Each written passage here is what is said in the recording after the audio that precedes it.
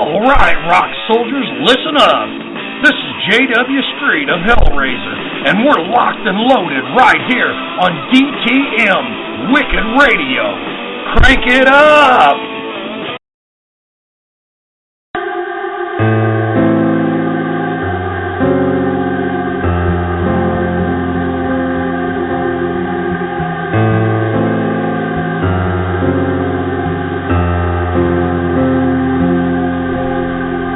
Welcome into the unknown realm with your hosts, Steve and Naomi from STURS Paranormal. Take a journey with us into a world that few understand and even fewer dare to go.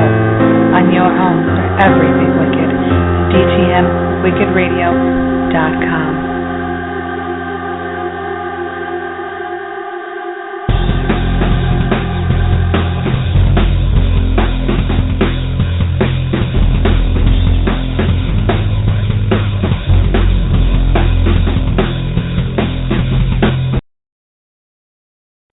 Welcome into the unknown realm. I am Naomi. And I am Steve. A little tired, but I'm still Steve. You got the Monday tired? I have the 4-hour baseball game tired. Yeah, you had quite a long game, huh? Yeah, and my opening day of the season, and we played what we consider the Yankees of our league, and we gave a good fight. 9-2 in the fourth inning, we were up, but we ended up losing 20-14. It's like a football game. And my center fielder even spiked the ball like Gronkowski, so go figure. Yeah, I don't think the 20 was the true number. That's all right. But anyways, you guys did fun. Amazing. That was awesome. I went 2 for 4 and hit by a pitch, so I'm a little sore today. You want to know what I'm excited about? Christmas? No. I'm excited for Christmas. Well, I love Christmas, but when I got out of work today, it was 89 degrees. Yep, that's right. And for people that aren't from around here, we have our 2 seasons, winter, summer. Yesterday was winter, today's summer. So psyched. There is nothing like the sun just on your skin and the birds chirping and all that good stuff. We also had a fantastic and great time this weekend at Freestyle Explosion, I believe it was called, in Boston, Mass. If you all remember our guest, Michelle Franklin Fad. JJ Fad! Yep, she was on our show on Monday and blessed us with some tickets and going backstage to meet some of the other artists as well. The cover girls, the original cover girls. The cover girls, yeah. And Debbie Dab and, of course, JJ Fad. And we had a great time. It was awesome. Yes, definitely a huge thank you. And just some of the kindest people. We just very, very, very grateful. We have some awesome guests on tonight. Before we bring them on, I just probably within about a half an hour or so ago, I got news of a person. I don't want to say her name because I don't think her daughters would really put it out there. A friend of yours. Yes, we'll say a related by marriage through my sister. Anyways, a dear, sweet, sweet lady who was just a ray of sunshine, and found out she passed away today. Kind of breaks my heart, so, but I'm still going to carry on and be happy just like she would because she is just the happiest ray of sunshine. Never seen her mad, upset, or anything, and just sending my love to her daughter. But anyways, moving on. Tonight, we actually have 2 pretty awesome girls all the way straight from Gettysburg. Very strong women, female presence in this paranormal in field. the paranormal realm, absolutely. From the Gettysburg Ghost Gals, we have Bridget Goody and Michelle Snow. Welcome to the show, girls. Hey. Hello. Hello. Thanks for having us. Oh, you're welcome. I'm glad you girls were able to join us. Definitely. Thanks so much, guys. Thank you. Oh, you're welcome. So is the weather nice and toasty there, too? Yes, and Naomi and Steve, I just got to say today, I know I have friends at Facebook listening right now. I got in trouble today. Because, I got in trouble today. Because a week ago, it was not even, we were at Penhurst with Ideal Event Management. A week ago, it was like 20 degrees in the building. We were freezing last weekend. And today it was like 85 here. And with the sun and the humidity, when you were working in it, it was more like 95. So it was hot as hell here in Gettysburg. I wrote that on my Facebook page. And I got in trouble. You know what? Well, it's funny you say that because I think it was about a year ago we were at Penhurst. Freezing. Yeah, it was. And we were coming from up here, and it was cold up here. And we were like, oh, this is going to be nice, their investigation. It'll be, warmer. I literally left almost near the end of the investigation because I was so frozen. Those buildings hold the cold so unbelievably. It was way warmer outside, but inside the buildings, they're like crazy cold. And anywhere there was like water on the floor, it was iced over. You had to be really careful. And like I said, it was so cold. So I'm like, I'm sorry, Steve, I gotta go. I gotta go warm up in the truck. It's too cold. So I understand. This only proves that there's no pleasing Bridget.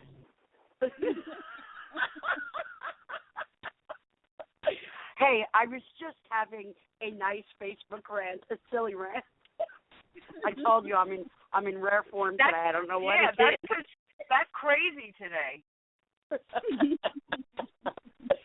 It's the weather. 1 minute it's cold, it's warm the next. It drives the mind a little bit batty. So. I don't think I've ever seen girls a little on that crazy side, the good crazy, but still the crazy side. Girls always seem to be having fun at the events that I go to and I see. Yep. That is us. Fun. Yep. We're serious investigators.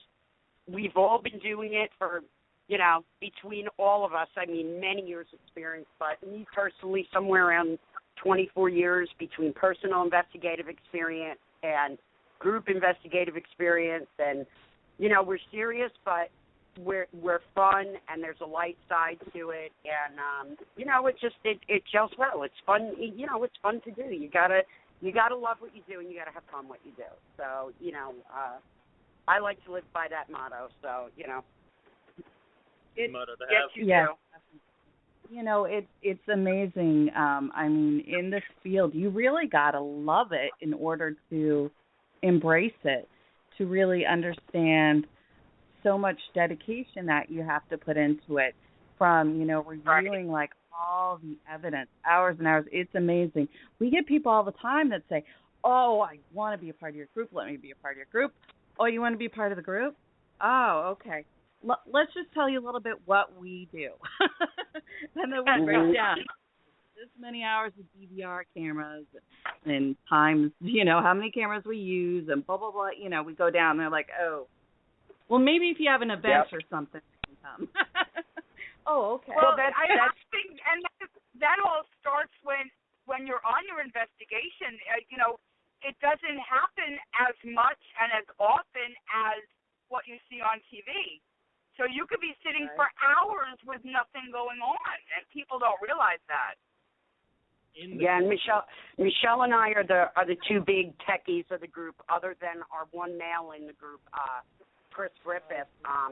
But Michelle and I, after an investigation, we get home at 2 sometimes, and we'll sit there at 2 o'clock in the morning and start reviewing, having a cup of coffee and reviewing. So, oh, wow. It's, because you can't, and that's a lot of times when you're helping a client, because you want to see if there's something there, if regardless, whether it's a lot of activity or only, hardly any. You're dying for that knowledge to know, did you catch anything, and you want to do it in a timely fashion, because the client is eager to know something. Yes. Oh, yeah. They want to know at the end of the night what you caught. They're like, yep. Yeah, exactly. Well, I mean, the one good thing is that, we do real-time EVP regularly, so we're reviewing on the spot. So we do have some idea, whether we caught something or not, So it helps for you to make an informed decision that way, Oh, definitely, right. Yeah. And actually, sometimes it gives you information that you could use on the investigation. Yeah, absolutely. Yeah. Most definitely. What was each of your first experiences that brought you towards the paranormal and the interest to it? Nick, we'll start with Michelle. You want me to go first? Yeah. I'll go first. Ever since I was very young, I just felt something was different. But when I was in 5th grade, my grandmother passed away. She lived with us. And about maybe a month to 2 months after that, I suffered from severe migraines as a child. So my room was always pitch dark. No sunlight could come in the room in the morning. So I woke up in the middle of the night, and in the corner of my room was my grandmother. And it wasn't her full body. It was her face. I see her hair in a bun with bright light around her. Of course, I threw the blanket over my head. And then I'm thinking, oh, my God, that's my grandmother. I took the blanket off, and she was gone. So I knew I was awake. And that was my first experience actually seeing something. Wow. So did you continue to see her? I'm sorry? Did you continue to see her after that? Or it was just that one time? I did not, but it was the one time, but I always felt a hand on my shoulder if I was doing the dishes or, something in the house, and I sensed it was her. But the funny thing is, a couple of years ago, after I moved to Pennsylvania, my sister came to visit, and we were talking around the table about, of course, me investigating. And I brought up my grandmother, and my sister says, oh, my God, I saw her, too. And my sister had a different room, yeah. So my sister also saw her. But, back then, we didn't talk about it. It wasn't as commonplace now where people just talk about it. Back then, people would think you're nuts. Right? So it's funny. Yeah, so she saw it, too. There's still people out there who think that, you tell them you're paranormal investigator and their eyes get you pick and choose who you're going to talk to about it. Right. I personally, I don't care. I tell them, and if they look at me like I'm crazy, then hey, I might be. Right. Well, honestly, I don't find the need to have to defend myself. It's my belief. Right. So, if they don't believe it, that's their prerogative. Absolutely. That's my journey on this. I know what I've seen, what I've experienced, and how many people I've helped. Exactly. All right. See, and with me, my very first experience was I was 14, and me and my neighborhood girlfriends Laura and Sheila were going into this abandoned house, and with my girlfriend Lorelai and Kristen, we used to go in the house too. It was an abandoned house, and we had actually seen a shadow figure at the time. We didn't know what the hell it was, and it scared us, and we ran. And then the next time we went back, it was, during the 80s, so you grew up in that era, you knew the big thing was boom boxes. And, I got my tape, and I taped this off the radio, and that's how you would, you would get your favorite songs. And I said, let's go there and let's record. And like I said, this was back in the 80s, so we were bringing, our boom box into this haunted abandoned house, my boom box that I gotten in, I believe for Christmas I had gotten it. And, we were recording what was going on. We weren't, I don't know if we were really so much asking questions like we do today, but we were recording our experience, and we actually got EVPs back then, and then